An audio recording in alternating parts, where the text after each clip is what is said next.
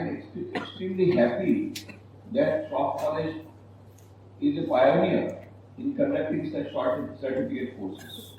In time to come, there will be many other colleges, many other universities who will be taking up such courses, I am sure.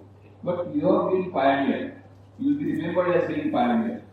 Because now NEP 2020 gives more importance to IKS, Indian Knowledge System, and many institutions have started courses on IKS, on Gita and others.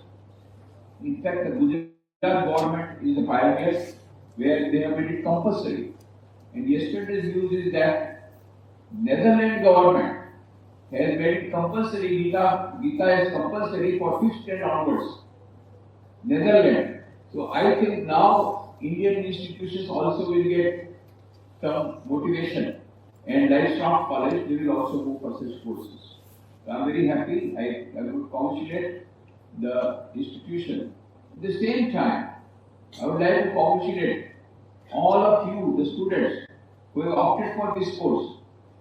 There were 106 options for you, and yet I heard about 500 of you have opted for it. Hearty congratulations to all of you, because you are going to make. Maybe some of you might have joined because of the credit numbers, but I can assure you, this will not only help you to get credit numbers, this will not only help you in your character building as well as career building, but also it will help you in all aspects of your life and in all stages of your life, right till the death, because Gita gives the message, art of living and art of dying. Both are available. So, I am very happy to be here amongst you, and you might be already have been aware that the importance of Gita, particularly for the students. Since you are all students, I would like to tell you, at present the students are undergoing tremendous amount of tension. And that is very true. Yesterday you must have heard the first chapter. Do you know the name of the first chapter? Arjun Vishad Yoga. So Gita starts with Arjun Vishad Yoga. Vishad. And today in the society, what do we find? Everywhere Vishad. All are under tension. I asked a small girl, how are you? I am under tension. Huh? Such a small girl, you are under tension. I can understand your elder brother is under tension because 12 size. I can understand. And I can understand the tension of your father anytime this voluntary retirement scheme may come. So and I can understand the tension of your grandparents, because anytime they would be removed to the old age home, they are all under tension. I can understand the tension of your mother because of the various problems she is facing, management of the mother-in-law, management of the husband, management of the children, and then financial management, most importantly management of the maid servant not available. So I can understand. But why are you under tension? So she told me, Swamiji, I am a senior KG. Last year I was in a junior KG and I got first class first. My mom has told, this time also you must get first class first. I am under tension. So this is the age of tension. Students are under tension.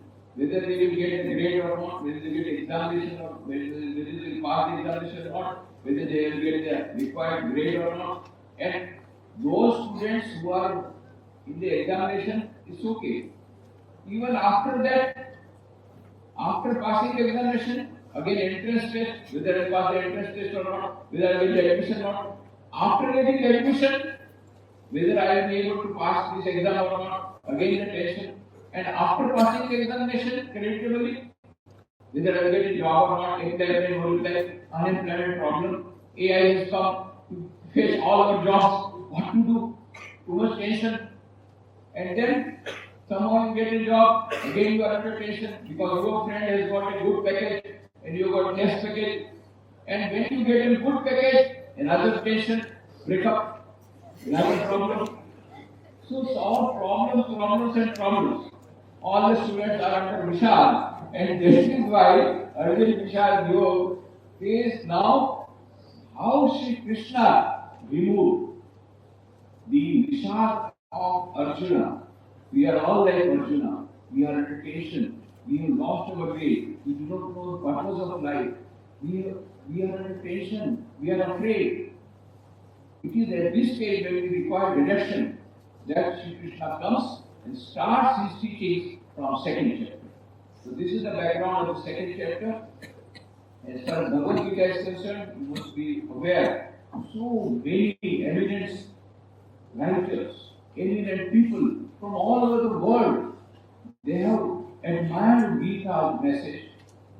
Maybe they are historians, maybe they are literary persons, maybe they are big politicians, all over the world. So many books have come out and still coming out. It was written 5,000 years ago. This is the only book which is undergoing editions after editions after editions. And crores of books have been published. Only Gita Press Gorakhpur has published more than 25 crores of copies. What to talk of the other institutions? Millions of copies are being published, have been published of this Bhagavad Gita, and it's becoming popular not only in India, all over the world. That is the book which we are going to study. So you are you have taken a very wise decision of opting for this course. What Swami Vivekananda said about Bhagavad Gita, he said, the teachings of Sri Krishna, as taught by the Gita, are the grandest the world has ever known. आज तक विश्व में ऐसा महान संदेश किसी ने नहीं दिया जैसा भगवान श्री कृष्ण ने गीता में दिया. आज greatest message has been given by Bhagavad Gita. देश विदेश के कई विद्वानों ने गीता के संदेश की सराहना की है, उस पर पुस्तकें लिखी है, अभी भी लिखी जा रही है on various topics, management in Gita, medical science in Gita, food habits in Gita. We brought out we are bringing out a Gujarati monthly, Sri Ramakrishna Jyot from Rajkot every month. So last year our Deepavali issue, the special issue was on Gita, and it sold like anything. And we covered so many topics. It is not Gita is not only a spiritual book. It is not only gives you spiritual knowledge. It gives you the art of living and art of dying. It is very helpful in getting success in everyday life. And not only temporary success but also eternal success. Not only temporary happiness but also permanent happiness. Not only peace of mind, temporary but eternal peace of mind. All these are given by the teachings of Sri Krishna. So we will start with the shlokas. I will just go on reading out. So the first chapter starts with Sanjay Uvacha. Tam tatra krupya avishtam akshapuna purekshanam vishidartamidam vakyam uvacha Madhusudana. Sanjay बोले वैसी कायरता से आवेश अर्जुन के प्रति जो कि विषाद कर रहे हैं और आंसू के कारण जिनके नेत्रों की देखने की शक्ति अवरुद्ध हो गई है, भगवान मधुसूदन ये आगे कहे जाने वाले वचन बोले. ये फर्स्ट श्लोक ऑफ सेकंड चैप्टर. तो क्या कहा कि पहले चैप्टर में जो बताया विषाद, हमने देखा कि अर्जुन बोलता है, पहले श्री कृष्ण भगवान को बोलता है कि रथ को बीच में लाओ, मैं देखूं तो सही दुर्योधन के साथ कौन कौन राजा लोग आए हैं. एकदम बड़े ताव से बोलता है, और जब बीच में लाया गया रथ, वहां क्या देखता है, वहां युद्धाओं को नहीं देखता है, अपने संबंधियों को देखता है, गुरु द्रोण को देखता है, विष्णु पितामह को देखता है, और इस प्रकार से उसके मन में भय पैदा हो जाता है कि ये इतने बड़े बड़े लोग, इनका मैं कैसे सामना करूंगा.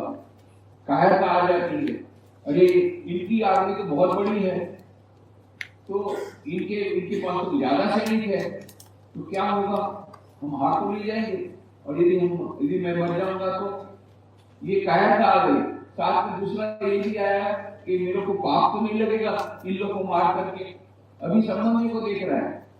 और जब हम लोग क्या करते हैं, जब पढ़ाई करते हैं, जैसे जैसे परीक्षा आती है ऐसे ऐसे टेंशन बढ़ता जाता है. परीक्षा की डेट नजदीक आती है, टेंशन बढ़ता जाता है. और जब परीक्षा हॉल में गए और मैथमेटिक्स का पेपर ऐसा आया जो हमने तैयार नहीं किया, ऐसे प्रश्न पूछे, तो पेन लड़खड़ाने लगती है और पैर कांपने लगते हैं, मुंह सूखने लगता है, पानी मंगाते हैं। तो ऐसे ही अर्जुन की हालत है। आप देखना उसमें बताया फर्स्ट चैप्टर में, गांडी सरक रहा है, पैर कांपने लगे हैं, मुंह सूख रहा है, और क्या बोलता है अर्जुन, मैं युद्ध नहीं करूंगा। जैसे विद्यार्थी बोलते हैं ना, मैं परीक्षा से ड्रॉप करके युद्ध के लिए खड़े हो जाओ। ये बहुत ही महत्वपूर्ण श्लोक है। सारा गीता का सारा संदेश ये एक श्लोक में आ गया। स्वामी विवेकानंद ने कहा था, if one reads this one shloka, one gets all the merits of reading the entire Gita, for in this one shloka lies embedded the whole message of Gita. यदि कोई केवल एक श्लोक को पढ़े सारे गीता की 700 में से, यदि कोई एक श्लोक को पढ़े तो उसे संपूर्ण गीता को पढ़ने का पुण्य प्राप्त हो जाएगा, क्योंकि इसी एक श्लोक में गीता का संपूर्ण संदेश निहित है। इतना महत्व का है ये श्लोक। और स्वामी विवेकानंद ने और भी दूसरी बात कही थी, if you can proclaim this message to the world, क्लेव्यम मास भगवा पार्थ, then all this disease, greed, seed and sorrow will vanish from the face of the earth in 3 days. यदि तुम इस संदेश की घोषणा सारे विश्व में कर सको तो ये सब रोग, शोक, पाप और दुख जो सारे विश्व में हैं 3 दिनों में पृथ्वी से गायब हो जाएंगे। 3 दिनों, कितनी बड़ी बात हुई स्वामी। एक ये श्लोक का कितना महत्व है। बोले यदि सारे विश्व में इस संदेश को फैला दो, 3 दिन में ये सब निकल जाएंगे, सारी पृथ्वी से निकल जाएंगे। इतना वह संदेश महत्व का है। और इसमें क्या कहा है, श्री भगवान श्री कृष्ण ने देखा कि अर्जुन मुझे ही उपदेश दे रहा है कि युद्ध करने से क्या क्या हानि होगी। बहुत लंबा लेक्चर दिया है। वो समझ गए कि अर्जुन अभी साइकोलॉजिकल पेशेंट बन गया, अभी मानसिक रोगी बन गया है। वो समझ नहीं रहा, बढ़ नहीं पा रहा है, वो क्या कर रहा है, किसको उपदेश दे रहा है, पूरा कंफ्यूज है। और उसको अपना स्वधर्म भी तो भूल गया, वो क्षत्रिय है, राजा है, लड़ने आया तो वो भी भूल गया और कायरता से ग्रस्त हो गया है। तो श्री कृष्ण भगवान एक बहुत बड़े साइकोलॉजिस्ट है, मनोवैज्ञानिक। बोले ऐसा जो न्यूरोसिस का शिकार है उसको शॉक थेरेपी देना पड़ेगा। तो शॉक थेरेपी देते हैं, तो भगवान श्री कृष्ण भी शॉक थेरेपी देते हैं। ऐसा सब व्यवहार करते हैं कि अर्जुन किलमिला जाता है। और श्री कृष्ण ऐसा ही चाहते हैं, उसको किलमिला जाता है। क्या बोलता है, कापुरुष मत बन, नामर्द मत बन, नपुंसक मत बन। किसी भी पुरुष को कापुरुष कहा जाए और किसी भी मर्द को नामर्द कहा जाए, उससे बड़ा क्या होगा, उसकी निंदा। और वही शब्द, इतना खराब शब्द, शॉक ट्रीटमेंट भगवान श्री कृष्ण देते हैं और उन किलमिला जाता है। यदि नहीं किलमिलाता तो सुनता नहीं, उसके बाद की वाणी सुनता नहीं। किलमिला गया, मुझे कापुरुष बोलते हो, नामर्द बोलते हो। उसके बाद भगवान क्या बोलते हैं, लेक्यम मास भगवा पार्थ नहीं कर कोई उपपद्यते, ये तुझे शोभा नहीं देता। इतना बड़ा तो महान योद्धा, सारे विश्व में तेरे समान योद्धा नहीं, बाण चलाने वाला, और तू इस प्रकार से काया के समान बात करता है, यह तुझे शोभा नहीं देता, यह तेरे लायक नहीं है, ये तेरे योग्य नहीं है। कहने का मतलब उसको और भी लीड भी किया है। ऐसा नहीं कि केवल गाली दी, ये भी क्या, अरे तू तो इतना महान है और तू ऐसी बात कर रहा है, दूसरा कोई साधारण आदमी कहे तो अलग बात। क्या कहा, क्षुद्रम हृदय दौर्बल्यम, हृदय की तुच्छ दुर्बलता को फेंक दे और तू खड़े होगा युद्ध करने के लिए। और यही बात आज हमारी युवा वर्ग के लिए बहुत महत्व की है। हमारे युवा वर्ग छोटी छोटी बातें, छोटी छोटी समस्याएं आती है और वे टेंशन में आ जाते हैं और ड्रॉप लेने का प्रयत्न करते हैं, परीक्षा से ड्रॉप लेते हैं, कभी कभी जीवन की परीक्षा से ड्रॉप लेते हैं, सुसाइड करते हैं। सुसाइड कितना बढ़ रहा है युवा वर्ग में, स्टूडेंट्स में, विद्यार्थियों में। एक बहुत बड़ा चिंता का विषय है। सुप्रीम कोर्ट ने गवर्नमेंट को, इंडिया को कहा है कि आप कुछ कीजिए। IIT जैसी संस्थाओं में, अरे कोटा में तो सब लोग विद्यार्थी सुसाइड करते थे क्योंकि उनको एडमिशन नहीं मिल रहा है। अरे IIT में जिनको एडमिशन मिल गया, IIT में जो पढ़ रहे हैं वो भी सुसाइड कर रहे हैं। कि क्या बात है, किस प्रकार की तुम्हारी एजुकेशन पॉलिसी, तुम्हारी कैसी शिक्षा तुम दे रहे हो। विद्यार्थियों को ये भी पता नहीं हमारा टेंशन हम कैसे अपने उसके सामना कैसे करें, समस्या का सामना कैसे करें। अरे जीवन का नाम ही तो समस्या है। स्वामी विवेकानंद को खेती के महाराज अजीत सिंह जी उनके शिष्य थे, उनको एक बार पूछा था, Swami ji what is life? Swami ji तुरंत उत्तर दिया, my dear please, life is nothing but the struggle of a being under the circumstances trying to push it down. उन्होंने क्या कहा कि महाराजा ये जो जीवन है क्या है, unfoldment of being under the circumstances, सारी परिस्थितियां जो उसको दबा लेना चाहती है उसके विरुद्ध का संघर्ष, उसी का नाम जीवन है। लाइफ इज स्ट्रगल, जीवन में संघर्ष है तो समस्याएं तो आएगी ही। समस्याओं से डरेंगे तो कोई समस्या का समाधान नहीं हो रहा है। डटकर मुकाबला करो, समस्या भाग जाएगी। स्वामी विवेकानंद के सारे देश का परिवर्तन कर रहे थे, सारे देश में परिवार घूम रहे थे बिफोर गोइंग टू अमेरिका, उसकी बात है। सारे देश का जो भ्रमण कर रहे थे, गए थे काशी में, वाराणसी, बनारस में। वहां पर दुर्गा देवी का मंदिर का दर्शन उन्होंने किया। जैसे बाहर आ रहे थे वहां पर बहुत सारे बंदर थे। अभी भी जाओ दुर्गा मंदिर में मिलेंगे बंदर, बड़े बड़े लंबे लंबे बंदर, ऊंचे ऊंचे बंदर, काले मुंह वाले जिसको हम हनुमान बोलते। ये सब स्वामी जी के पीछे पड़ गए। स्वामी जी डर के भागे, आगे स्वामी जी भाग रहे, पीछे बंदर भाग रहे, आगे स्वामी जी भाग रहे, पीछे बंदर भाग रहे। अब दौड़ते दौड़ते स्वामी जी थक गए। अब जाए कहां, क्योंकि एक तरफ बहुत बड़ी दीवार थी और दूसरी तरफ तालाब था, तो सीधे ही सीधा जाना है। थक गए, क्या करें। उस समय एक वृद्ध सन्यासी ने जोर से चिल्लाकर कहा, डरो मत, बंदर का सामना करो। यही स्वामी जी ने सुना, वे तरफ खड़े हो गए और पीछे की ओर देखा, उनके हाथ में लाठी के ऐसे घुमाई और सब बंदर भग गए। और फिर स्वामी जी ने अमेरिका में लेक्चर समय कहा था, that day I learned one of the greatest lessons of my life. What is that? Face the brutes. बंदरों का सामना करो, कठिनाइयों का सामना करो, समस्याओं का सामना करो, बहादुरीपूर्वक सामना करो। यदि सामना करोगे कठिनाइयां भाग जाएगी, यदि सामना करोगे समस्याओं का समाधान हो जाएगी। और डरते रहोगे, डरते डिप्रेशन में चले जाओगे, डीप डिप्रेशन में चले जाओगे और उसके बाद स्किज़ोफ्रेनिक हो जाओगे और फिर बाद में ड्रग एडिक्शन एंड बाद में सुसाइड। यही सब विदेश में चल रहा है। विदेश के युवा वर्ग ऐसे चल रहे हैं, हमारे इंडियन यूथ की आज उसी की तरफ जा रहे हैं। Same they are trying to imitate the western youth, but नहीं, उनको याद रखना है, बहादुरी पर सामना करना है। और इसलिए ये जो श्लोक है ये अत्यंत महत्वपूर्ण श्लोक। हमको कोई भी कठिनाई आएगी, AI तो क्या हो, AI मान लो, अरे वो AI कभी मनुष्य के साथ कॉम्पीट नहीं कर सकता। क्यों? AI के पास IQ है, EQ और SQ नहीं है। EQ SQ की बात मैं बाद में कहूंगा। इसलिए हमारे विद्यार्थियों को मैं खास कहूंगा कि जीवन में समस्या आएगी, उसको घबराना नहीं है, डटकर मुकाबला करना है। शुद्रम हृदय दौर्बल्यम, हृदय की कुछ दुर्बलता को दूर करके फेंक दो और बहादुरी पर सामना करो, तब समस्याएं मिट जाएगी। जब इस प्रकार से शॉक ट्रीटमेंट दिया तो अर्जुन को अभी तक उपदेश दे रहा था भगवान श्री कृष्ण को, अब थोड़ा सा उसको भान हुआ। उसने फिर कहा, क्या कहा? अर्जुन उवाच कथम विश्वमहं संख्ये द्रोणस्य मधुसूदनम ईशु प्रति योत्स्यामि पूजावरिसूदनम।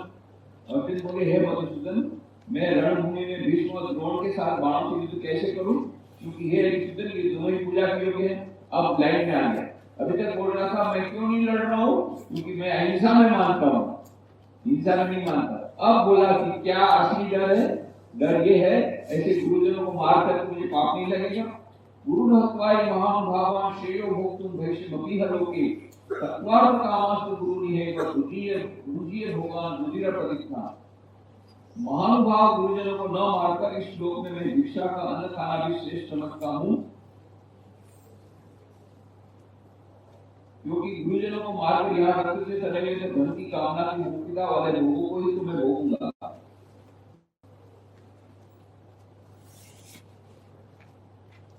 और क्या कहता है, न चैत विद्मा कतरनो गरीयो यद्या जयम यदिवानो जयु ज्ञाने भगवान जीविषामो केवस्तिका ब्रह्म के धाकर रखा।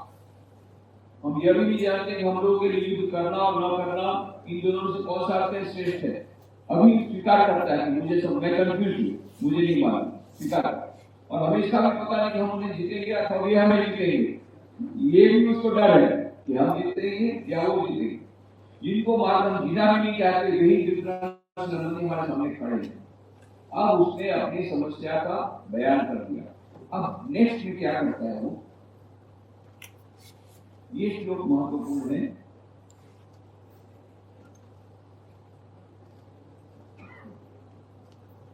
ये श्लोक बहुत महत्वपूर्ण है।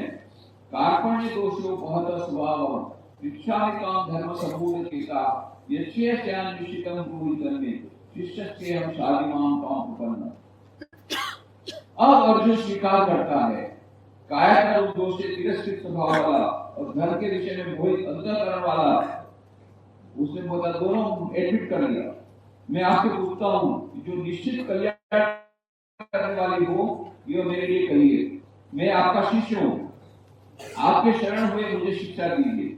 बस जब शिष्य गुरु के शरण में जाता है तब गुरु उसको मार्गदर्शन करते हैं। ये बात हमेशा याद रखना है। यदि हमारे जीवन में कभी भी समस्या आएगी, डरो मत। कोई भी एक गुरुजन के पास, चाहे तुम्हारे शिक्षक हो, चाहे तुम्हारे पिताजी हो, चाहे तुम्हारे माताजी हो, तुम्हारे रिलेटिव हो, अंकल हो, कोई ऐसा गुरुजन हो, उसके पास जाकर के अपनी परिस्थिति को संपूर्ण रूप से बता दो, कुछ भी छुपाओ मत। काउंसलिंग, क्योंकि हमारे अमेरिका में तो काउंसलर के पास जाते हैं, हर एक स्कूल कॉलेज में काउंसलर है। हमारे यहाँ तक नहीं आया है counsellor, but counsellor in your house. आपको जिस पर श्रद्धा है उसके साथ अपने प्रॉब्लम को शेयर कर दीजिए। हम अभी क्या सोचते हैं, मेरे प्रॉब्लम का कोई सॉल्यूशन नहीं है। You are thinking from your side, but जो ऑब्जेक्टिव उसको देखेगा वो आपको बता रहा है अरे आपके समान प्रॉब्लम सभी लड़के का है। जो हमारे पास तो सब आते हैं, हमको मालूम है। तुमको क्या लगता है मेरे समान प्रॉब्लम दुनिया में किसी को नहीं होगा? तो मैं जब मुझे बोलते अरे भाई यही प्रॉब्लम सभी का है, डोंट वरी, और इसका सॉल्यूशन है, और सॉल्यूशन आया है, और इस प्रकार से उन्होंने किया and they were out of the problem, don't worry. तो ये जो चिंता की बात, बहुत चिंता में पड़ जाते हैं, ये समझ कर you must reveal yourself. Arjun ने वही किया। अर्जुन बच गया क्यों? क्योंकि गुरु के शरण में गए। भगवान श्री कृष्ण को क्या, शिष्य से हम शादिमाम काम प्रपन्न, मैं शरणागत हूँ। ये शरणागति का भाव जब तक नहीं आएगा तब तक आपको ज्ञान नहीं मिलेगा। ये याद रखना है। गुरु के शरण में जाना पड़ेगा, गुरु को बोलना पड़ेगा मैं आपका शिष्य हूँ, तब गुरु कृपा करेंगे, ऐसे कृपा नहीं करेंगे। ये बहुत इंपॉर्टेंट है।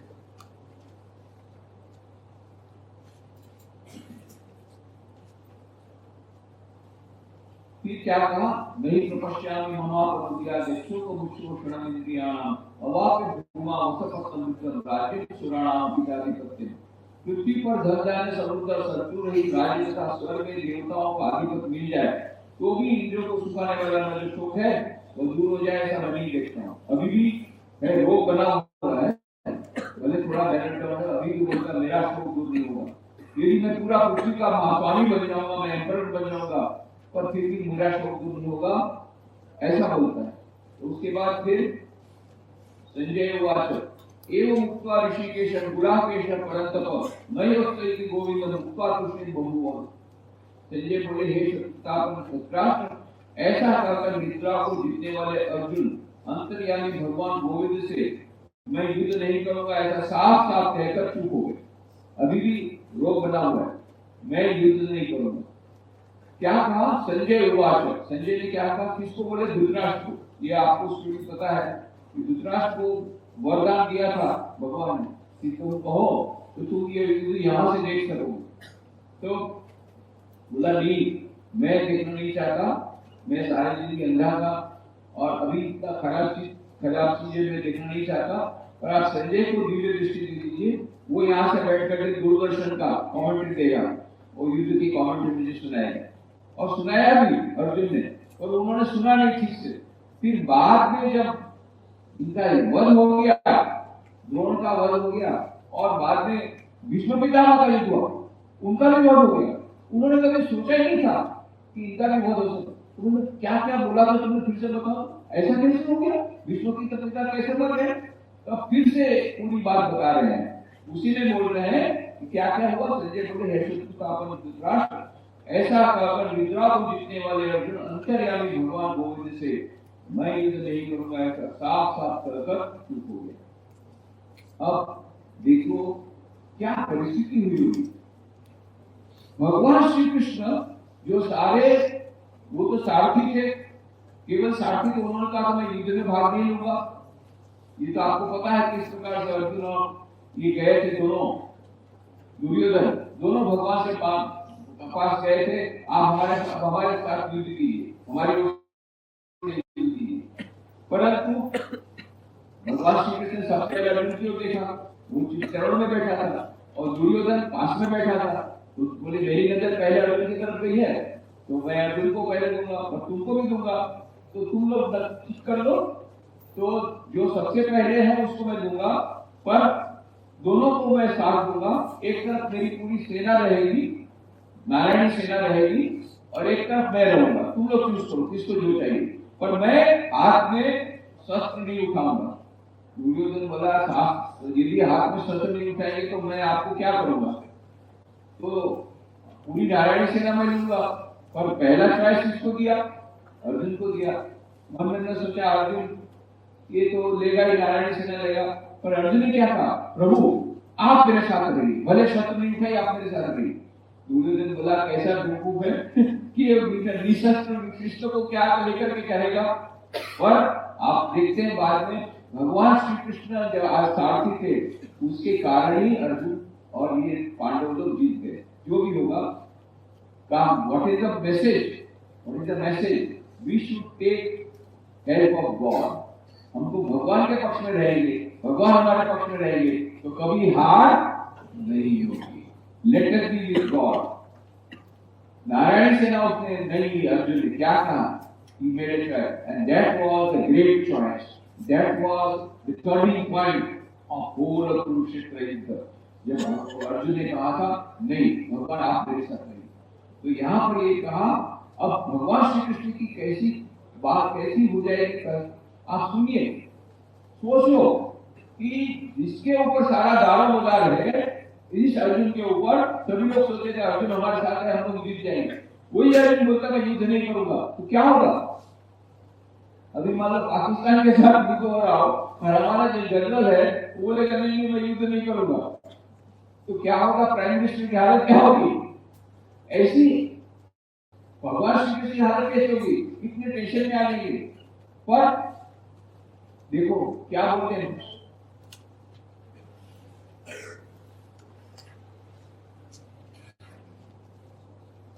तमुवाच ऋषिकेश प्रसन्निव भारत सेनयोर उभयोर मध्ये विषेदन्तमिदं वच।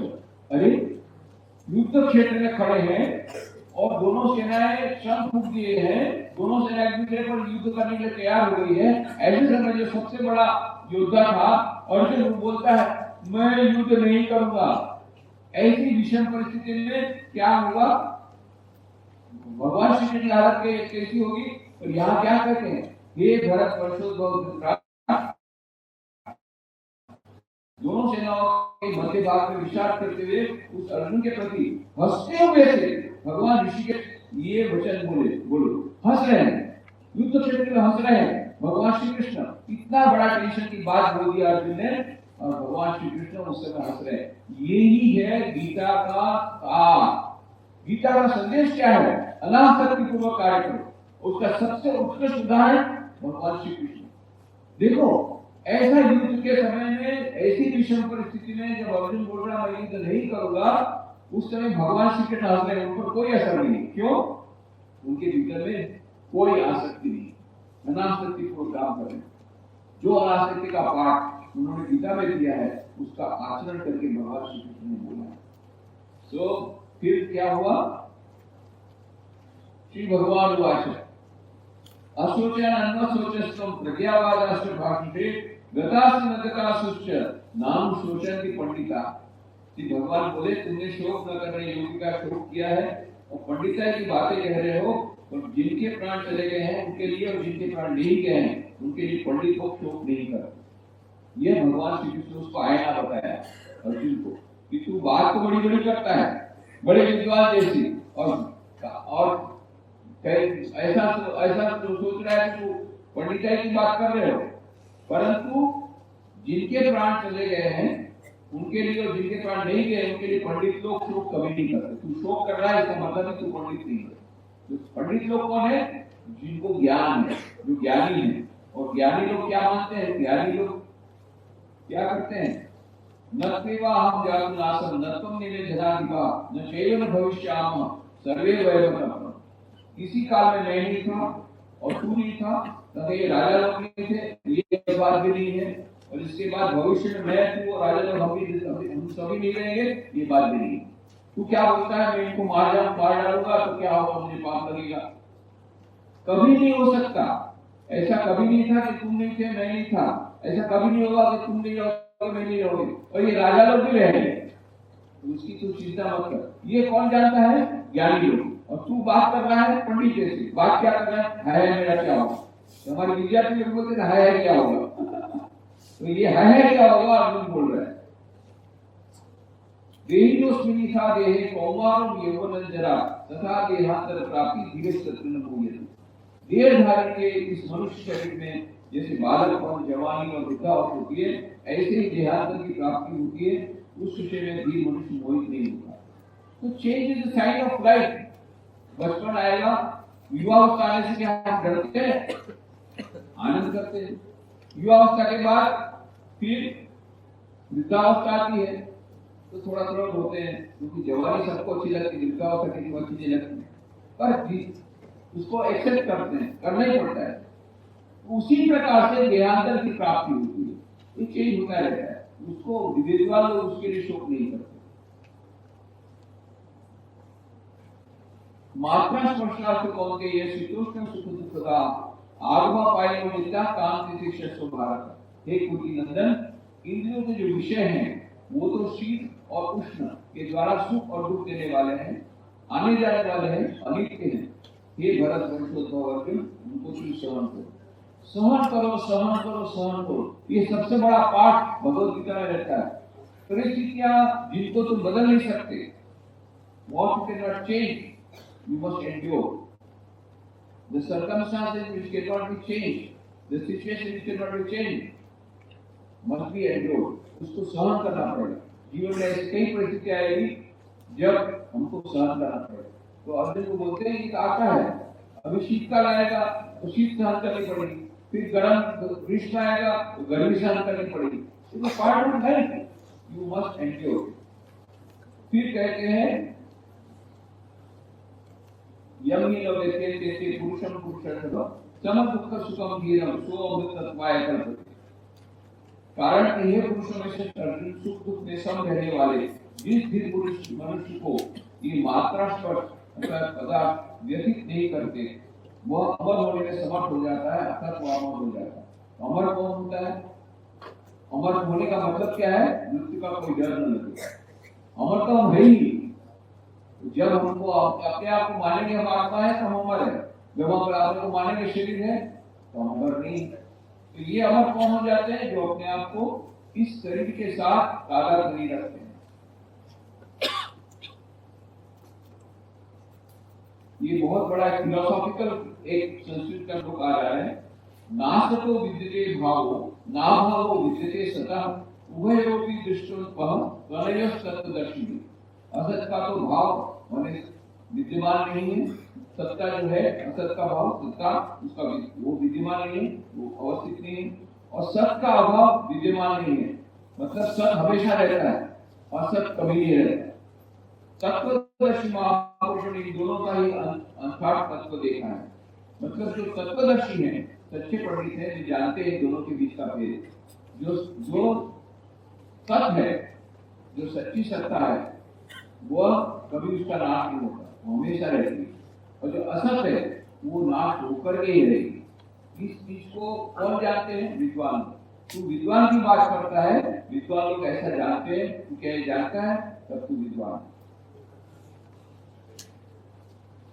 अविनाशी तु तद्विधि येन सर्वविदं ततं विनाशमव्ययस्य अस्य न कश्चित् कर्तुमर्हति। अविनाशी तो उसको जान जिससे संपूर्ण संसार व्याप्त है। इस अविनाशी का विनाश कोई भी नहीं कर सकता। ये जो अविनाशी है इसका कोई विनाश नहीं करता, नाम ही अविनाशी है। यह जो तत्व है सत्य तत्व, वो उस तत्व को, उस परम तत्व को कोई भी विनाश नहीं कर सकता, और वो तू है, and you are that, thou art that। अंतवंत इमे देहा नित्य सुखा शरीरनाम अनाशिनो प्रमेय से तस्मात् नित्य सुभाग। अविनाशी अप्रमेय और नित्य रहने वाले शरीर की ये देह अंत वाले कह रहे हैं अर्जुन को युद्ध करो। तो युद्ध करना के लिए क्यों लॉजिक क्या किया भगवान श्री कृष्ण ने अर्जुन को कि तुम अपने स्वधर्म का पालन करो, तुम स्टूडेंट हो पढ़ाई करो, तुम योद्धा हो तुम युद्ध करो, तुम आईएएस ऑफिसर हो कलेक्टर हो अपना काम करो, ठीक है, जो जो अपना स्वधर्म है उसको करो। क्यों? यहाँ पर उन्होंने कहा कि ये जो शरीर है ये शरीर है नाशवान है, इसका नाश होकर के रहेगा, आज न कल होने वाला है। और जो शरीर है, शरीर किसको है? जो आत्मा है भीतर में, उसका नाश कभी नहीं हो सकता। तो इसलिए तुम उसको डरते हो। नाश किसका होने वाला है? जो शरीर के भीतर जो देह है, जो शरीर की जो देह है, शरीर का नाश होने वाला, शरीर का नहीं होने वाला। तो देह का तो नाश आज नहीं तो कल होगा ही, तो चिंता क्यों करते हो? ये इनम व्यक्ति हंकारम यश्चैन मनते हतम वो तो विचार तो लाया भक्ति न होते थे। जो मनुष्य अविनाशी शरीर को मारने वाला मानता है और जो मनुष्य इसको मरा मानता है, वे दोनों ही इसको नहीं जानते, क्योंकि ये न मारता है न मारा जाता है। ये जो आत्मा है वो किसी को मारता नहीं है, किसी से मरता भी नहीं। क्यों? ये अविनाशी है, और इसलिए पर मरता कौन है? शरीर मरता है। तो मारने वाला कौन है? आत्मा तो कभी मारती नहीं, तो मारता कौन है? शरीर के साथ जो जीवात्मा है, जीवात्मा, वो जीवात्मा जो अपने आप को शरीर मानता है वो उसको मारता है, और इसीलिए वो दुखी होता है। जब जय पराजय होती है तो दुखी कौन होता है? हमारे भीतर में जो जीवात्मा है वो दुखी होता है। अहंकार, मुख्य बात है अहंकार। ये अंतःकरण क्या है? मन बुद्धि चित्त अहंकार, ये सब मिलकर के अंतःकरण होता है। ये जो अंतःकरण है ये मारने वाला है, पर उसके भीतर में जो परमात्मा है वो इससे अधिक है। इस परमात्मा में यदि अवस्थित हो जाए, अनासक्ति के कारण ही होगा, नहीं तो नहीं होगा। यदि हम अनासक्त हो जाए तभी जाकर के हम इन सब वस्तुओं से प्रभावित नहीं होंगे। सबसे one of the important shlokas is coming now. न जायते मृत्य वा कदाचित् न्यायं भूत्वा भवितवान् भूय अजो नित्य शाश्वते पुराणो न हन्यते हनुमाने शरीर। ये शरीर न कभी जन्मता है न मरता है, चाहे उत्पन्न होकर फिर होने वाला नहीं है। ये जन्म रहित नित्य निरंतर रहने वाला शाश्वत पुराण है। शरीर के मारे जाने पर ये नहीं मारा जाता। अब यहाँ पर आत्म तत्व की बात आ गई। ये आत्म तत्व की बात जो है बहुत महत्वपूर्ण है। यहाँ बिल्कुल स्पष्ट शब्दों में भगवान श्री कृष्ण ने कहा कि यह शरीर मतलब जो आत्मा है न कभी जन्मता है, नेवर बॉर्न, और न मरता है, नेवर डाई। यह उत्पन्न होकर फिर होने वाला नहीं है। यह जन्म रहित नित्य निरंतर रहने वाला शाश्वत पुराण है। शरीर के मारे जाने पर भी यह मारा नहीं जाता। तो डर क्यों लगता है आपको? है मर जाएंगे, हमको डर लगता है क्या होगा, पर यह जो है वो सब कुछ चीजें हैं शरीर से संबंधित है, वो तो मरने वाला ही है। पर हम अपने आप को आइडेंटिफाई करेंगे शरीर से तो मरने वाले हैं, पर हम अपने को आइडेंटिफाई करेंगे नहीं, हम शाश्वत जो आत्मा है उसे हम आइडेंटिफाई करेंगे तो हम उसको डरने की कोई बात नहीं। It will take time, it is not a day or two, practice करना पड़ेगा, बट इट विल कम। अनासक्ति का हम धीरे धीरे करके उसकी प्रैक्टिस करेंगे तो हम we will get detached from this body and we will be able to face the truth. समय हो गया शायद, I think the time is up। तो मैं सबसे पहले तुमको बताऊंगा किस प्रकार प्रकार से यह जो शाश्वत तत्व की बात स्वामी विवेकानंद ने शिकागो धर्मसभा में पहली बार विदेश में कही थी, और उसका क्या इम्प्लीकेशन है फॉर द स्टूडेंट्स, उसके बारे में मैं थोड़ी बात करूंगा। तो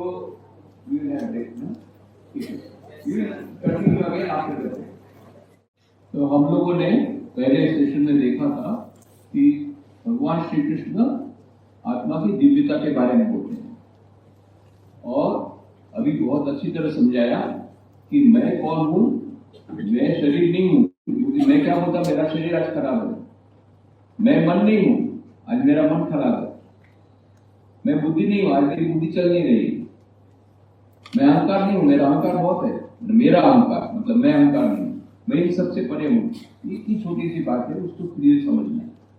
स्वामी विवेकानंद ने अमेरिका में जाकर के क्यों इतने फेमस हुए, क्यों इतने लोग उनके पीछे पागल हुए, क्योंकि उन्होंने गीता का जो दिव्यता का संदेश वहां पर दिया, और उन्होंने शिकागो धर्म सभा में बताया श्वेताश्वतर उपनिषद, क्योंकि भगवद गीता कुछ नहीं है, सर्वोपनिषदों का वो दुग्धा गोपालन न पार्थो वत्सुति भोक्ता दुग्धम गीता अमृतम, उपनिषदों का निचोड़ यह गीता है, सारे उपनिषदों। तो श्वेताश्वतर उपनिषद में क्या था, श्रुण्वन्तु विश्वमृतस्य पुत्रा आये धामानि दिव्यानि तस्तु वेदाहमेतं पुरुषं महान्तम आदित्यवर्णं तमस परस्तात् तमेव वेदिताति मृत्युवेति नान्य पंथा वेदितः। मैंने उस परम पुरुष को देख लिया है जिनको देखने से सारे दुखों से निवृत्ति हो जाती है। यह श्लोक स्वामी विवेकानंद सबों को सुना करके बोला, Dear sisters and brothers of America, let me call you by this sweet name. What is the name? You are the children of immortal bliss. Amritasya Putra, you are the children of immortal bliss, holy and perfect beings. Ye divinities are not sinners. It is a sin to call him as so. It is a steady liable on human nature. Come up, O lions, and shake off the delusion that you are sheep. Your soul is immortal, spirit free, blank and eternal. You are not matter, you are not bodies. Matter is the servant, not he the servant of matter. हे American वासी भाइयों बहनों, मैं भी तुमको इसी नाम से संबोधन करना चाहता हूँ। क्या हो? तुम अमृत के संतान हो, तुम पापी नहीं हो, तुम दुखी नहीं हो, तुम दुर्बल नहीं हो, तुम निर्बल नहीं हो, तुम क्या हो? तुम अमृत के संतान हो। प्रत्येक मनुष्य के भीतर में वो दिव्य आत्मा विराजमान है, जिसमें अनंत शक्ति विराजमान है। ऐसी अनंत शक्ति तुम्हारे भीतर में है, और फिर भी तुम कहते हो मैं शक्तिहीन हूँ, मैं दुर्बल हूँ, मैं निर्बल हूँ। नहीं, तो तुम क्या हो? पापी। हमेशा कभी बात क्यों सोचो कि तुम दुर्बल हो, पापी हो। Come up lions and shake off the delusion. यह एक मिथ्या भ्रम है, उसको फेंक दो, झटक कर तुम फेंक दो। तुम शेर हो, तुम भेड़ नहीं हो, तुम अजर और आत्मा हो। तुम्हारे भीतर का आत्मा की अनंत शक्ति विराजमान है। इतनी शक्ति होने के बावजूद में कहते हो मैं ये नहीं कर सकता, मैं ये नहीं कर सकती, मैं ये नहीं कर सकता, मैं दुखी हूं, मैं मर जाऊंगा, मैं मर जाऊंगी। ये सब क्या है? दिस इज ऑल फूलिशनेस, मूर्खता है। क्यों? You are divine, that is the first truth, you are divine, that is the second truth, and you are divine, that is the last truth. तुम दिव्य हो, तुम दिव्य हो, तुम दिव्य हो। तुम्हारे भीतर में दिव्य आत्मा विराजमान है। उसको भूल करके अपने आप को मात्र बॉडी माइंड कॉम्प्लेक्स, एक शरीर और मन के अपने छोटे से हिस्से को मत समझो। अपने आप को दुर्बल मत समझो, पापी मत समझो। ओ शेरो, इस मिथ्या भ्रम को झटक करके फेंक दो कि तुम भेड़ हो। तुम भेड़ नहीं हो, तुम अजर, तुम शेर हो, तुम अजर आत्मा हो। तुम्हारे भीतर आत्मा की अनंत शक्ति विराजमान। यह और संदेश स्वामी विवेकानंद ने दिया शिकागो धर्म सभा में। वो लोग अपने आप को पापी समझते थे, दुखी समझते थे। स्वामी जी का नहीं, तुम पापी नहीं हो। अरे जो भी तुमने मिस्टेक की, Vedanta does not recognize sin, it recognizes error, and the greatest error you are making when you call yourself a sinner. वेदांत कभी पाप की बात स्वीकार नहीं करता, भूल की बात स्वीकार करता। सबसे बड़ी भूल तुम कब करते हो? जब तुम कहते हो मैं पापी हूं, दुर्बल हूं। क्यों? बिकॉज तुम्हारे भीतर में वो शाश्वत आत्मा है, दिव्य आत्मा, अजर और आत्मा, जिसके भीतर में अनंत शक्ति विराजमान है। उस शक्ति को जागृत करो। भीतर में है, उसको जागृत करनी पड़ेगी। यही साधना है, यही गीता ने साधना बताई है। ज्ञान योग, भक्ति योग, राजयोग, कर्मयोग, ये सब 18 अध्याय में यही बताया कैसे हम अपनी दिव्य शक्ति जो है उसको हम प्रकट करके जीवन का युद्ध कैसे खेल सके, यही सारा गीता का सारा है जो स्वामी विवेकानंद शिकागो परसों में बताया। बहुत सुंदर कहानी है, वो कहानी में सुनना चाहते हो? कहानी स्वामी विवेकानंद जो कहानी कही थी अमेरिका में बहुत फेमस हुई थी, और उसमें सारे वेदांत का पूरा सार आ गया। बस एक कहानी को याद रखना, जब भी तुम्हारे जीवन में टेंशन है, जब भी तुम्हारे जीवन में समस्या है, जब भी तुम्हारे जीवन में डिप्रेशन है, डिसअपॉइंटमेंट है, हताशा निराशा है, इस कहानी को याद रखना बस, और कुछ नहीं करना है। मेरे वेदांत का सार इस कहानी में। एक शेरनी जंगल में से जा रही थी, उस समय बहुत सारी भेड़ें जंगल में से जा रही थी। उस भेड़ों को पार करने के शेरनी ने छलांग लगाई, तो शेरनी उस समय गर्भवती थी, उसके पेट में गर्भ में एक बच्चा था, उसको प्रसव हो गया, और प्रसव होने के बाद वो शेरनी का जो बच्चा था वो भेड़ों के झुंड में गिर गया, और शेरनी उस पार जाकर के तड़पड़ाने लगी, क्यों? गर्भपात हो गया था, और थोड़ी देर में मर गया। अब ये शेरनी का बच्चा रोने लग गया, क्यों? क्योंकि उसकी मां मर गई। तो भेड़ों की मां को दया आई, उसने ये शेरनी के बच्चे का लालन पालन शुरू किया। अब ये शेरनी का बच्चा क्या करता है? भेड़ों के साथ जाता है, भेड़ों के साथ खेलता है, भेड़ों के समान घास खाता है, और भेड़ों के समान बैं बैं करता है। ऐसा करते बहुत समय बीत गया। बहुत समय बाद एक बड़ा शेर आया उसी जंगल में। यहाँ करके देखा, दूर जंगल में से, दूर रास्ते पर से कितनी सारी भेड़ें बैं बैं बैं करके जा रही। आश्चर्य से देखा, पीछे में एक छोटा सा शेर है, वो क्या कर रहा है? बैं बैं बैं, वो भी जा रहा है। कभी किसी शेर को उसने बैं बैं करते नहीं सुना था, तो वो आया नजदीक, माजरा क्या है देखने के लिए, और ये बड़े शेर को देख करके ये जितनी भेड़ें थी इतनी घबरा गई, सब भागने लगे। छोटा शेर वो भी भागने लगे। बड़े शेर ने कहा, तू कहां है? अरे ये जो भेड़े हैं वो मुझसे डरती है क्योंकि मैं शेर हूं, और तू तो शेर है, तू मुझसे क्यों डरता है? छोटे शेर ने क्या कहा? मैं तो भेड़ हूं, भेड़, मैं शेर नहीं हूं। बड़े शेर ने कहा, मूर्ख कहेगा बेवकूफ, अपने आप को भेड़ बोलता है, शेर होकर के, तू शेर है शेर। वो छोटा शेर इतना डर गया और रोने लगे, मैं शेर नहीं हूं, मैं तो भेड़ हूं, बहुत रोने लगे। बड़े शेर ने कितनी बार समझाया, तू शेर है, तू भेड़ नहीं है। वो क्या करता है?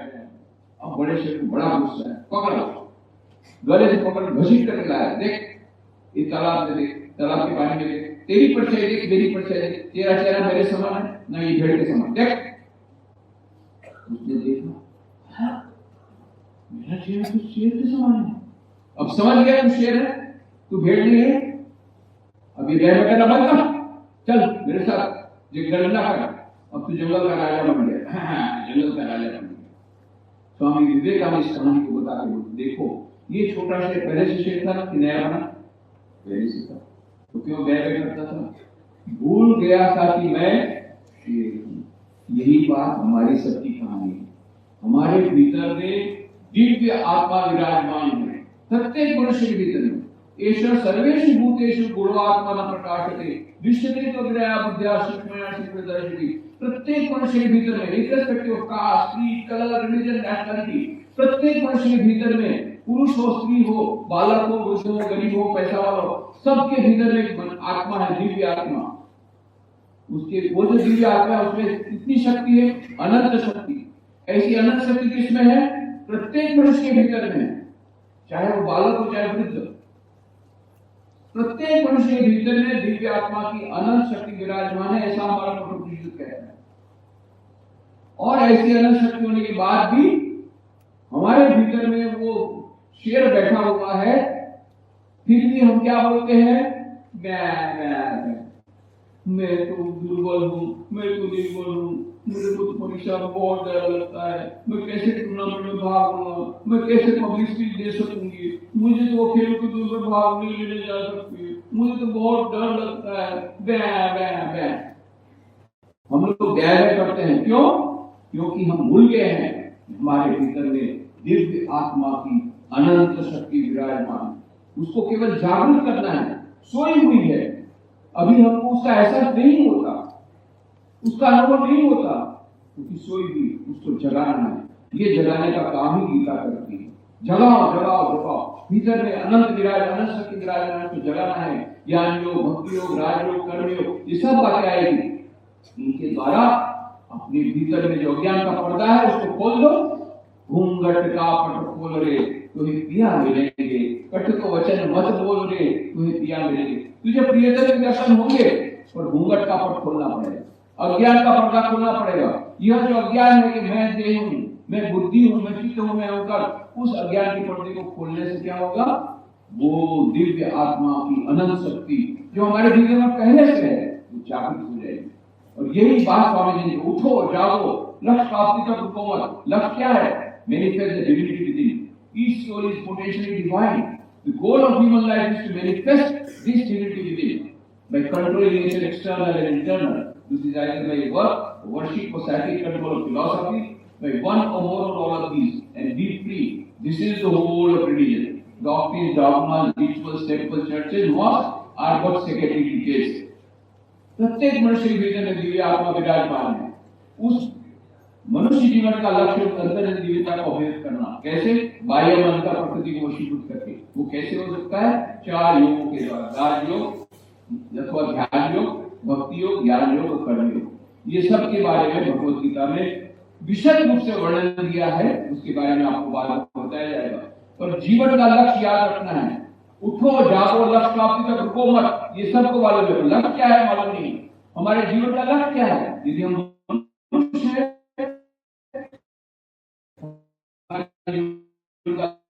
लक्ष्य अनंत और अमर हो जाना। हम सब अमर होना चाहते हैं। कोई मरना चाहता है? जो सुसाइड करना चाहता है वो मरना नहीं चाहता, मालूम है ना? वो जो सुसाइड कर रहा है वो भी मरना नहीं चाहता। वो उसको पूछो क्यों मर रही है? नहीं, मेरे को घर वाले ने बोल रहे वो लड़की साथ आ रही होगी। लेकिन मैं माँ बाप से मिल के आया कि वो उन्होंने बोला ठीक है भले इंटरकास्ट, वो बोला तो मैं नहीं मरूंगी। वो मर रही थी इसलिए, उसको मरने की इच्छा नहीं थी। वो क्योंकि शादी नहीं हो रही थी इसलिए बोले नहीं अभी मैं नहीं मरूंगा, तुम मर जा। नहीं अभी नहीं मैं मरूंगी। मरना कोई नहीं चाहता, दुखों से निवृत्ति चाहता है। और वह मूर्खता पूर्ण ऐसा सोचता है कि मरने के बाद हमारे सब जीवन सब दुखों का अंत हो जाएगा। नहीं, शुरू होगा और ज्यादा दुख मिलेगा। इसके बाद में श्लोक आएगा, इसके बाद में जो श्लोक आएगा उसी में बताया है, वासासी गृहणानि यथा विहाय नवानि गृह्णाति नवपराणि तथा शरीराणि विहाय गृह्णानि अन्यानि संयाति नवानि। जैसे मनुष्य पुराने वस्त्र को छोड़ देता है, नया वस्त्र पहनता है, ऐसा यह जो जीवात्मा है वो पुराने शरीर को छोड़ देता है, नया शरीर धारण करता है। यदि कोई उनको पूछे पुनर्जन्म में विश्वास करते हो? बोले हाँ। क्यों? क्योंकि मैं गीता में विश्वास करता हूँ। गीता में खास कहा है, ये गीता का श्लोक है पुनर्जन्म की थ्योरी को, theory of reincarnation now being accepted by even the scientist लोगों ने कितनी इसके ऊपर रिसर्च की है। Doctor E.L. स्टीवनसन ने हजारों ऐसे केस देखे जब छोटे बच्चे लोगों ने जो बोला था, मैं पूर्वजन्म में यहाँ था, बराबर उन्होंने किया, सब मिल गए। तो पुनर्जन्म है, गीता की जो बात है वो सच है, एक्सपेरिमेंटली वेरीफाइड। और इसलिए यदि हम कोई मरता है तो उसके कर्म के अनुसार उसका जन्म होता है। यदि कोई सुसाइड करता है तो उसको कोई जन्म नहीं मिलता, उसको पूरे पीढ़ी में रहना पड़ता है और कुछ समय के बाद जड़ योनि में जाता है। उसके बाद में फिर मनुष्य में जाएगा, फिर वही सांस मिलेगी, फिर वही अत्याचार होगा। इसके बदले बेटर है अभी अपनी समस्या का समाधान करो। नहीं तो आत्महत्या, suicide is not the solution, it is the beginning of bigger problem. Suicide से, आत्महत्या से दुख निवृत्ति नहीं होगी, दुख और बढ़ेगा। इसलिए never think about escapism. Escapism कायरता है। नॉट ओनली दैट, आप इसलिए आत्महत्या करना चाहते हैं, दुखों का अंत नहीं होगा, क्योंकि ये शरीर मर जाने से सब कुछ मरता नहीं है। भीतर में जो आत्मा है, जीवात्मा है, उसको प्रेत में जाना पड़ेगा, उसको दूसरा जन्म लेना पड़ेगा और ज्यादा दुख के सिद्धांत के साथ। इसलिए ये जो गीता हमको समझाती है, why should we not take suicide, why should we not suicide, why should we face the problems of life squarely, ये सब हमको जीवन की कला और मरने की कला ये भगवद गीता में सिखाती है। और उसके बाद में जो श्लोक है 23वां श्लोक, नैनम चिंतन्ति शस्त्राणि नैनम दहति पावकं न चैनम क्लेदन्त्यापो न शोषयति मारुतम्। यह बहुत महत्वपूर्ण श्लोक है। जब सिकंदर महान जब भारत आया, उसके गुरु ने कहा, देखो भारत से हमारी एक अच्छा उपहार ले आना। बोले क्या ले आओ? बोले देखो भारत में जैसे संत मिलते हैं ऐसे संत कहीं नहीं मिलते, तो एक अच्छा संत हमारे लिए आना। तो सिकंदर महान, अलेक्जेंडर द ग्रेट, भारतवर्ष के सभी संतों के साथ मिलता था, उनके साथ बातचीत करता था, उसको फिलोसॉफी में इंटरेस्ट था, एरिस्टोटल का शिष्य था। ऐसा नहीं है कि वो केवल योद्धा था, he was interested in philosophy. तो सब जगह ऐसा बात करता था। एक बार जाकर के उसने देखा जंगल में एक चट्टान पर एक सन्यासी दिगंबर अवस्था में है, डीप मेडिटेशन, ध्यान में मग्न है। बहुत प्रभावित हुआ। जब उनका ध्यान पूरा हुआ, उनके साथ बात की, बहुत सारे उन्होंने फिलोसॉफिकल क्वेश्चन पूछे, सबके इतने सुंदर उत्तर उस सन्यासी ने दिए। तब सिकंदर महान बहुत खुश हो गया, मैं आपसे बहुत प्रसन्न हूँ, मेरे गुरु ने कहा है संत को ले आना, मैं आपको अपने देश में ले जाऊंगा, आपकी बहुत बढ़िया राजमहल बना दूंगा, एक अच्छे रहने की व्यवस्था करूंगा, कपड़े वपड़े की व्यवस्था करूंगा, सब कुछ व्यवस्था कर दूंगा, चलिए मेरे साथ, मेरे देश में चलिए। वो संत ने हंसते हुए कहा, मैं क्यों तेरे देश में जाऊंगा, मैं यहाँ आनंद में हूँ, ये पेड़ मुझे फल देते हैं, ये नदी मुझे जल देती है, मैं बड़े आनंद में, मुझे कपड़े की आवश्यकता नहीं, मैं दिगंबर अवस्था में रहता हूँ, आकाश ही मेरा मस्त है। नहीं, आपको चलना पड़ेगा, मैंने अपने गुरु को कहा था, मैं आपसे बहुत प्रभावित हुआ हूँ, आपको चलना पड़ेगा। उस संत ने कहा, नहीं मैं नहीं जाऊंगा, जाना ही पड़ेगा, नहीं जाऊंगा। अब सिकंदर महान, आज तक किसी ने हिम्मत नहीं थी उसके सामने ना बोलने की। वो बहुत ही गुस्से में आ गए, तुरंत तलवार निकाली, नहीं चलोगे तुम्हारा सिर काट के रख दूंगा। और जब सिकंदर की तलवार निकलती थी तो सामने वाला वही ढेर हो जाता है, तलवार चलाने की जरूरत नहीं पड़ती थी, चमकती तलवार। यहाँ उल्टा हुआ, जैसी तलवार निकाल बाहर, यदि नहीं चलोगे तो तुम्हारा सिर काट के रख दूंगा। वो सन जोर जोर से हंसने लगी, मूर्ख, इससे बड़ी मूर्खता की बात तूने कभी नहीं की थी, तू जानता नहीं मुझे तलवार काट नहीं सकती, तू जानता नहीं मुझे वायु सुखा नहीं सकती, तू जानता नहीं पानी मुझे भिगा नहीं सकता, तू जानता नहीं और तू मुझे जला नहीं सकती। नैनम छिन्नन्ति शस्त्राणि नैनम दहति पावकः न चैनम वेदयन्त्यापो न शोषयति मारुतः अच्छेद्वयम् अधार्यवयम् अक्लेदो अश्रुत्यवच नित्य सर्वगतस्थाणो अचलोयम् सनातन। मैं वही सनातन आत्मा हूँ, अजर अमर आत्मा, मुझे कोई मार नहीं सकता। यह है गीता के ज्ञान की कसौटी। गीता के ज्ञान की कसौटी कब आएगी? जब सामने तलवार होगी और तुम्हारे भीतर में जब यह आत्मज्ञान आएगा, उस सिकंदर की तलवार को इस प्रकार से तुम उसका सामना कर सकोगे। जीवन की कई समस्याएं आएगी, उसका बहादुरी सामना कर सकोगे। ऐसी शक्ति भगवत गीता हमें देती है। इस प्रकार से उसका अध्ययन करना है। We must have practical application. उसका अपने जीवन में क्या व्यवहार में उसका उपयोग होगा, उस गीता के ज्ञान का, ये हमें सीखना है। और मैं अभी तुरंत जंप करता हूँ, आई विल जंप ओवर मेरा श्लोक, वह है 47वां श्लोक, जो विद्यार्थियों के लिए विशेष करके बहुत महत्वपूर्ण है। ये श्लोक आपने सुना होगा, कर्मण्येवाधिकारस्ते मां फलेषु कदाचन मां कर्मफल हेतुः मां ते सर्वोस्त अकर्मणि। तुम्हारा अधिकार कर्म करने में ही है, फल में कभी नहीं। न तुम कर्म फल के हेतु बनो, न तुम्हारे कर्म करने में न करने में आसक्ति हो। दोनों चीज है। तुम्हारा अधिकार किसमें है? कर्म में है, फल में कभी नहीं। कर्मण्येवाधिकारस्ते मां फलेषु कदाचन मां कर्मफल हेतुः, कर्म फल के हेतु मत बनो, परंतु माते संकोच कर्मणि, न तुम्हारी कर्म न करने में आसक्ति हो। दोनों से बचना है। कर्म तो करना है। हम लोग क्या बोलते हैं, यदि हमें फल में आसक्ति नहीं है तो फिर यदि फल की हम आसक्ति नहीं तो हम तो फल के लिए काम कर रहे हैं। यदि फल की चिंता नहीं करनी है, फल नहीं मिलेगा, हम काम ही नहीं करेंगे। और कुछ लोग ये सोचते हैं, अरे भाई यदि फल नहीं मिलेगा तो काम क्यों करेंगे? ये गलत बात है। फल कर्म का सिद्धांत कहता है, जैसा कर्म करोगे ऐसा फल मिलेगा। बुरा कर्म करोगे बुरा फल मिलेगा, अच्छा कर्म करो अच्छा मिलेगा। आज कल या परसों जरूर मिलेगा। तो इसलिए फल की चिंता मत छोड़ो, फल की चिंता छोड़ दो, फल की चिंता मत करो। कर्म जो है उसको अच्छी तरह करो, तो फल तो अपने आप मिलेगा कर्म के सिद्धांत के साथ। गीता ये नहीं कहती कि तुमको कर्म का फल नहीं मिलेगा।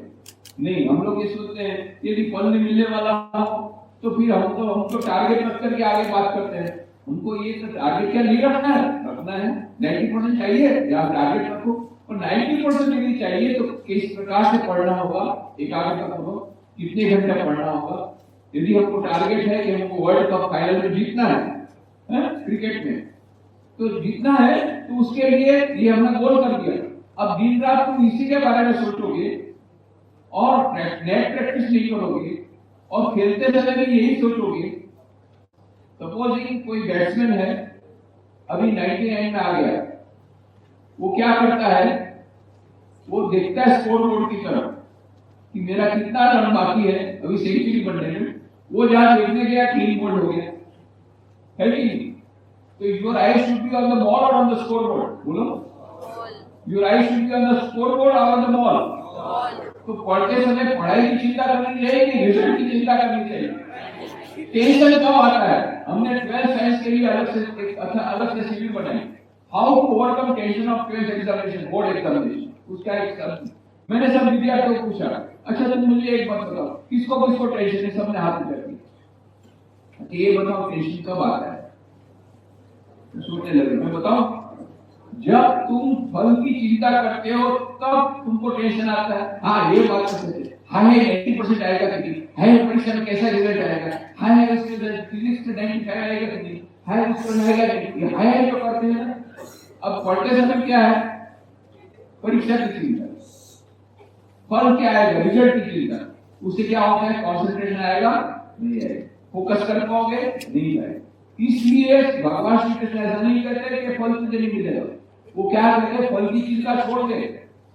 यदि फल की चिंता छोड़ के पढ़ाई करोगे तो अच्छे नंबर आएंगे। फल की चिंता छोड़ के खेल करोगे, खेल में आगे बढ़ोगे। और यदि केवल फल की चिंता करोगे, कॉन्सेंट्रेशन तुम्हारा स्कोर बोर्ड पे होगा, क्या होगा? Clean bowled. इसलिए भगवान श्री कृष्ण की इस वाणी को याद रखना है, खासकर विद्यार्थियों के लिए बहुत महत्वपूर्ण है। If you want to excel in sports, in games, in music, in studies, always concentrate on your study.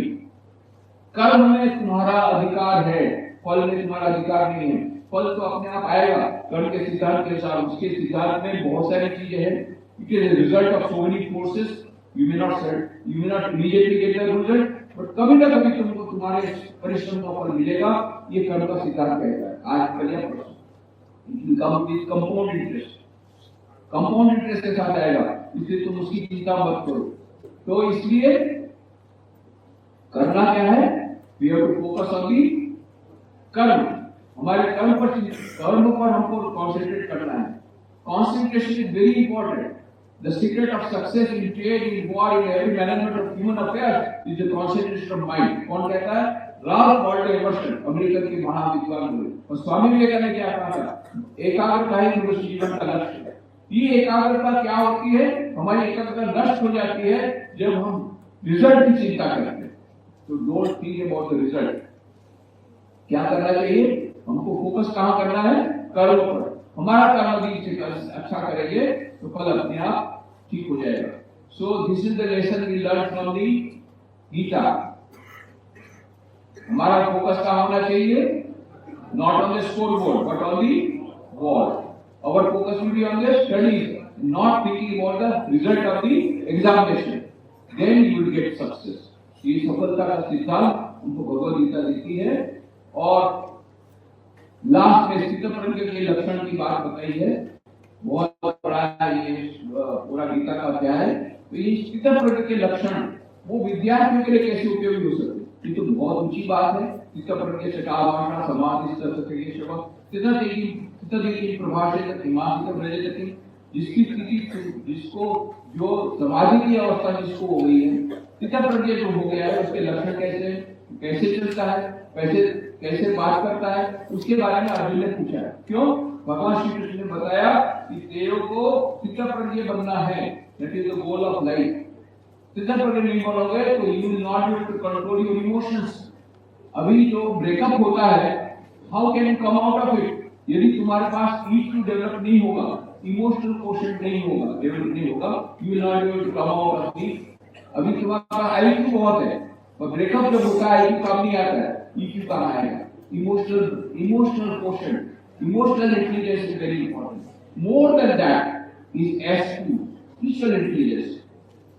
Dana Zohar, she is a professor in Oxford University. She has written a book. The name of the book is SQ, Spiritual Intelligence, the Ultimate Intelligence, where she says neurologically, physiologically, biologically, psychologically, from every point of view, there is a concluding evidence. There is something called SQ, which is the basis of both IQ and EQ. What is IQ? IQ will tell you how to play the game of life. What is EQ? Emotional quotient. EQ will tell you how to play the game of life under changed circumstances, change strategies. And what is SQ? SQ will tell you why to play the game of life. What is the meaning of life? What is the purpose of life? Why we are here on this earth? What is the ultimate aim of our human life?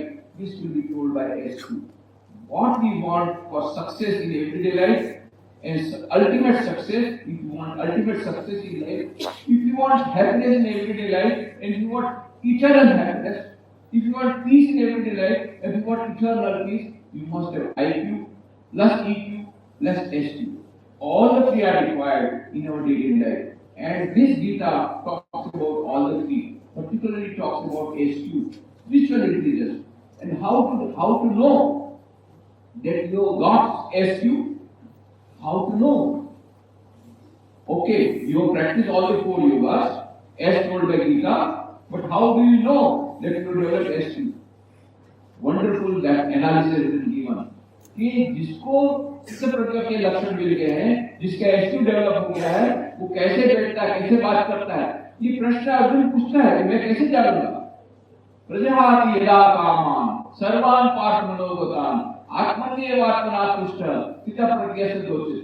जिसने सभी कामनाओं का त्याग कर दिया है, प्रजाहाति यदा कामान सर्वान् पार्थ मनोगतान्, मन की सभी कामनाओं को, जो बुरी इच्छाओं का सब त्याग कर दिया, स्वार्थी इच्छाओं का त्याग कर दिया, जो इच्छाएं हमको नीचे ले जाती हैं, गिराती हैं, ऐसी इच्छाओं का त्याग कर दिया। प्रजाहाति यदा कामान् सर्वान् पार्थ मनोगतान् आत्मन्येवात्मना तुष्ट स्थितः प्रज्ञस्य दोषते। उसकी खुशी कहाँ है? अपने आनंद, उसको आनंद अपने आप से आनंद मिल जाता है। उसको आनंद के लिए सोशल मीडिया में जाना नहीं पड़ता, उसको आनंद के लिए टीवी में जाना नहीं पड़ता, उसको आनंद के लिए बाजार में जाना नहीं पड़ता, उसको आनंद के लिए मॉल में जाना नहीं पड़ता। ये जो स्थिति प्रज्ञा जिसका एसक्यू डेवलप हुआ है, वो क्या करता है? उसका आनंद कहाँ है? भीतर नहीं, उसको आनंद है, इतना आनंद मिलता है, बाहर के आनंद की कोई आवश्यकता नहीं रहती। That is the sign that you develop SQ. अच्छा, ये तो पता लग गया, पर मैं जान सकता हूँ कि मेरी इच्छाएं हो पूरी हो, मैं अपने आप में संतुष्ट हूँ कि नहीं, पर XYZ उसका एसक्यू डेवलप हुआ कि नहीं, ऐसा कैसे पता पड़ेगा? तो भगवान वो भी बताते हैं। First is a subjective test. मैंने एसक्यू डेवलप किया कि नहीं? एसक्यू वो जो हमारा जो ये सब्जेक्टिव टेस्ट बता दिया। अभी दूसरा श्लोक जो बताया ऑब्जेक्टिव टेस्ट, उसमें क्या बताया?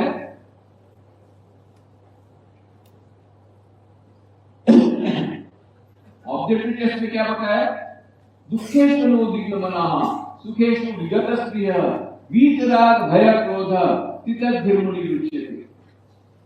ये इतना बढ़िया श्लोक बताया।